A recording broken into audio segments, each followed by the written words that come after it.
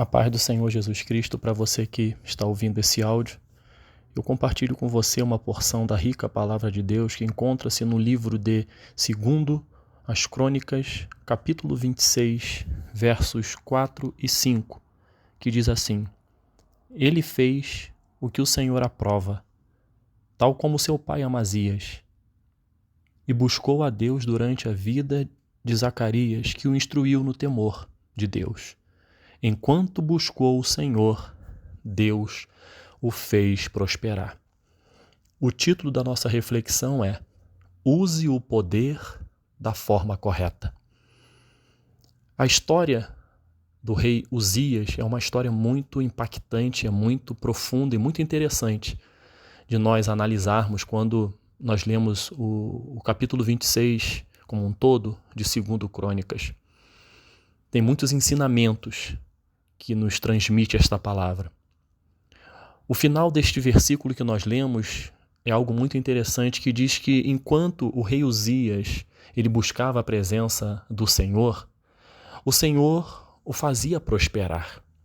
Então o rei Uzias, enquanto ele separava tempo para buscar a Deus, enquanto ele separava tempo para ouvir a voz de Deus, quando ele separava tempo para honrar a Deus, enquanto ele buscou o Senhor desta forma, Deus, por meio da sua fidelidade, por meio de uma forma tremenda que ele age, Deus fez com que Uzias, o rei de Judá, prosperasse. E por que eu falo que Deus fez prosperar como está escrito? Quando nós continuamos a leitura, a prosperidade do rei Uzias veio da seguinte forma, para você entender como Deus é fiel para aqueles que buscam a sua presença. Deus fez com que Uzias, como rei de Judá, vencesse guerra contra exércitos poderosos, os filisteus, os árabes, os meunitas, amonitas. A fama do rei estendeu-se até a fronteira com o Egito. Ele se tornou um rei, um líder muito poderoso. Escute bem, ele se tornou um rei muito poderoso. Construiu torres fortificadas, torres no deserto, cavou muitas cisternas, possuía muitos rebanhos, ele incrementou a agricultura, possuía um exército bem preparado, organizado e equipado. Em seu reinado foram construídas máquinas que foram projetadas por peritos, por técnicos na área, para serem usadas nas torres e na defesa. Máquinas que atiravam flechas e pedras, ou seja, ele conseguiu agregar ao seu reino tecnologia avançada para a época. Ele recebeu muita ajuda durante o seu reinado e, mais uma vez, a fama dele foi longe. A fama dele espalhou-se pelo mundo da época e se tornou muito poderoso. Vejam, eu falei aqui 2 vezes, ele se tornou muito poderoso, porque Deus fez o rei Uzias e todo o reinado prosperar. Mas por que ele prosperou? Porque ele buscou a presença de Deus. Eu não estou falando que a prosperidade significa riquezas, caro ouvinte. Prosperidade é você ser feliz, é saciar aquilo que você deseja, aquilo que você precisa, é prosperidade para a sua vida. Não está somente no dinheiro. Eu acredito que a parte financeira é em menor monta. É com aquilo que você tem, você consegue se satisfazer, se alegrar, consegue ser feliz. Isso é prosperidade. A prosperidade na saúde, a prosperidade no relacionamento, a prosperidade no seu ministério. Então existe prosperidade no seu sentido mais amplo, que foi justamente esse ensino que a palavra de Deus nos deixou por meio da vida do rei Uzias. Deus acrescentou tudo isso porque ele buscava a Deus. O que eu aprendo com isso e convido a você também a refletir comigo? Vamos buscar ao Senhor, porque enquanto nós buscamos a sua presença em oração, leitura da sua palavra, em jejum, ele está trabalhando por nós. Deus é fiel, ele está trabalhando por nós, acrescentando aquilo que precisa ser acrescentado na nossa vida espiritual, na nossa vida familiar, na nossa vida profissional. Ele faz prosperar, ele acrescenta. E a palavra de Deus diz que o Senhor traz à existência aquilo que não existe. Eu entendo que isso também é prosperidade. Aquilo que você menos imagina passa a acontecer na sua vida, porque Deus cuida de nós. Ele cuida daqueles que buscam a sua presença. Aqueles que estão longe, Deus não cuida. Deus observa. Mas aqueles que se aproximam, Deus cuida, Deus faz prosperar. No verso 16, algo interessante, porque você vai lembrar do que eu li no início. Enquanto buscou o Senhor, Deus o fez prosperar. Mas aí na vida do rei Uzias apareceu uma palavra chamada entretanto, que está no verso 16. Entretanto, depois que Uzias se tornou poderoso, o seu orgulho provocou a sua queda. O que diz a palavra de Deus em relação a isso, caro ouvinte? A palavra de Deus diz em Provérbios 16, 18 que a soberba precede a ruína e a altivez do espírito precede a queda. Algumas outras versões, ao invés de soberba, é orgulho, ao invés de ruína, é destruição. Foi o que aconteceu na vida do rei Uzias. O rei Uzias deixou com que o orgulho tomasse conta do seu coração. E isso precedeu a sua destruição, a sua ruína. E ele teve a altivez de espírito que precedeu a sua queda. Foi o que aconteceu. Entretanto, depois que Uzias se tornou poderoso, o seu orgulho provocou a sua queda. Uzias fez aquilo que ele não deveria fazer, caro ouvinte.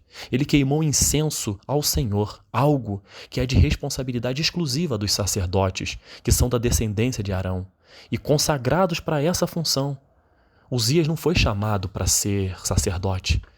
No templo do Senhor, existia funções dentro do templo. E ele não foi chamado para ser sacerdote, ele foi chamado para ser rei, que é algo que a gente tem que aprender. Nós temos que entender e pedir a Deus, Senhor, qual é o meu chamado? Eu tenho que entender para que finalidade Deus me chamou. Nesse caso aqui, ele simplesmente usurpou, ele simplesmente tomou a função que não era dele. Deus não chamou Uzias para ser rei, Deus chamou para ser sacerdote, Deus chamou Uzias para ser rei. E naquele momento o orgulho, a altivez de espírito fez, não, eu vou oferecer incenso. E aquilo trouxe ao coração de Deus uma ira muito grande. E a partir daquele momento apareceu em sua testa uma lepra. Uma lepra para mostrar para Uzias que ele não era tudo aquilo que ele pensava. Deus fez prosperar, ele foi muito poderoso. Mas o poder corrompeu o coração de Uzias. No verso 21 diz, o rei Uzias sofreu de lepra até o dia que morreu. Durante todo esse tempo, morou numa casa separada. Porque a lepra era uma forma de isolar a pessoa. Ela não podia ter contato com outras pessoas. Aquilo denotava pecado, aquilo denotava exclusão. E assim que o rei Uzias terminou a sua vida. Outro ensinamento importante que Deus fala ao meu coração e eu compartilho com você. Não é como se começa, mas sim como se termina. Uzias começou bem e terminou mal. Muitas das vezes você pode conhecer pessoas que começaram mal. Ou de repente você que está ouvindo está numa vida de pecado que tem feito você iniciar mal. Mas eu quero dizer para você que em Cristo, em Deus, há solução. Não é como se começa e sim como se termina. Uzias começou bem. O orgulho tomou conta do seu coração e ele acabou terminando mal. O poder corrompeu o seu coração. Mas nós temos o grande exemplo, Jesus Cristo. Ele nos ensina por meio dos atos nessa terra, nos atos que ele efetuou nessa terra, como líder, como um grande exemplo e como aquele que nos ensinou a lidar com o poder. O que diz Filipenses 2, de 5 a 11, caro ouvinte? Diz assim, seja a atitude de vocês a mesma de Cristo Jesus, que embora sendo Deus, não considerou que ser igual a Deus era algo a que devia apegar-se, mas esvaziou-se de si mesmo, vindo a ser servo, tornando-se semelhante aos homens, e sendo encontrado em forma humana, humilhou-se a si mesmo e foi obediente até a morte, morte de cruz. Verso 8, parei no 8. Por quê? Porque aqui Jesus Cristo está ensinando como lidar com o poder. Ele sabia que era Deus, mas ele sabia também que era 100% homem e sabia qual era a sua missão. Ele não deixou o poder que havia nele corrompê-lo. Muito pelo contrário, ele veio para se entregar, ele veio para ser servo e assim ele o fez. Jesus Cristo soube lidar com o poder que tinha nele né? Ele tinha o poder, mas ele sabia usar o poder da forma correta, poder de curar, poder para transformar, poder para libertar. Mas ele sabia também que se ele não dominasse esse lado, ele poderia fazer algo que ele não era para ele fazer, porque o poder que havia nele era muito grande. O poder que há em Jesus é muito grande. E qual foi a consequência desse entendimento de como lidar com o poder? Aí continua no verso 9, por isso Deus o exaltou à mais alta posição e lhe deu o nome que está acima de todo nome, para que ao nome de Jesus se dobre todo o joelho nos céus e na terra e debaixo da terra, e toda língua confesse que Jesus Cristo é o Senhor, para a glória de Deus Pai. A consequência foi linda, a consequência foi que Deus exaltou Jesus Cristo. Todo joelho vai se dobrar diante deste nome, diz a palavra. Então aqui é um ensinamento muito grande para nós lidarmos com o poder. Deus nos pergunta hoje o que temos feito nós com o poder que Deus tem nos dado. Você pode estar se perguntando, mas que poder eu tenho? Sim, Deus deu poder para todos nós, na nossa família. O poder como pai, o poder como mãe, o poder como sacerdote do lar, o poder no casamento, o poder para estar à frente da sua família. Deus concedeu o poder a todos nós. Deus nos concedeu o poder também no nosso trabalho. De repente você é um chefe, você também é subordinado, mas também é chefe. O que você tem feito, o que nós temos feito com esse poder que Deus tem nos dado? O que nós temos feito com o poder como líder de um ministério na sua igreja? O poder de influenciar pessoas, o poder de aconselhar, enfim, o que nós temos feito com o poder que Deus tem nos dado? Nós sabemos que todo o poder, precisamos compreender isso, pertence a Jesus. E Ele nos dá parte deste poder para realizarmos algo para abençoar vidas e engrandecer o seu nome. Não deixemos nos corromper pelo poder que Deus nos dá. Nós temos que ser humildes como Jesus e aplicarmos este poder de forma assertiva. Como pai eu vou orientar meus filhos, vou amar os meus filhos. Como marido, vou amar a minha esposa. Como chefe, como sacerdote do lar, eu vou conduzir a minha família à presença de Deus. No meu casamento, eu vou aplicar o poder do perdão, o poder da renúncia, o poder do amor. Quando eu estiver no meu trabalho, eu vou entender que a minha missão eu vou ter que cumprir da melhor forma possível, porque a Bíblia nos ensina que tudo que fizermos temos que fazer o melhor, como se estivéssemos fazendo para Deus. E este poder de cumprir a missão é algo importante, mas também temos que ter o poder para abençoar os meus subordinados, aqueles que trabalham comigo. O poder num ministério, entender que Deus me deu um dom, e esse dom é para a glória dele.